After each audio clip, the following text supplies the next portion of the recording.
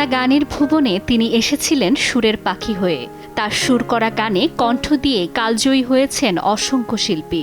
একাধারে একজন বিখ্যাত সুরকার, বেহালা বাদক ও সঙ্গীত পরিচালক হিসেবে খ্যাতি অর্জন করেছেন তিনি আলাউদ্দিন আলী। মৃত্যু অবধি মাতিয়ে রেখেছেন তার সুরের মায়াজালে। আজ এই সুর সম্রাট আলাউদ্দিন আলীর প্রয়াণ দিবস। কিছু সুর শুধু গান হয়ে থাকে না, হয়ে ওঠে সময়ের গল্প।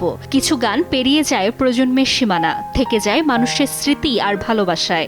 বাংলা চলচ্চিত্রের গানের ইতিহাসে আলাউদ্দিন আলীর নাম উচ্চারিত হয় শ্রদ্ধা আর ভালোবাসায়। কেউ কোনোদিন আমারে তো কথা দিল না, ও আমার বাংলা মাতর, আছেন আমার মুক্তার, এমনও তো প্রেম হয়।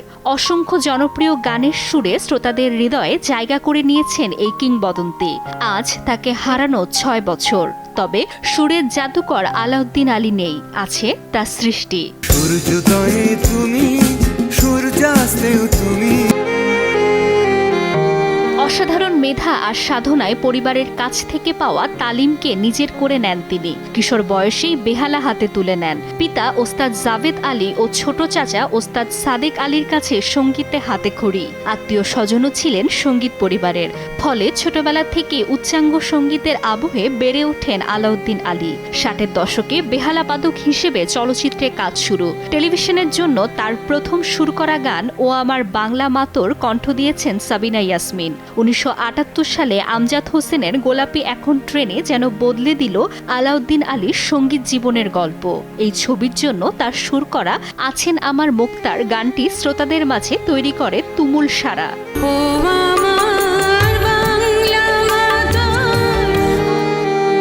কিংবদন্তি এই সুরকার দীর্ঘদিন ধরে ফুসফুসে প্রদাহ ও রক্তের সংক্রমণের সমস্যায় ভুগছিলেন। প্রথমে 2015 সালের 3 জুলাই তাকে ব্যাংককে নেওয়া হয়েছিল।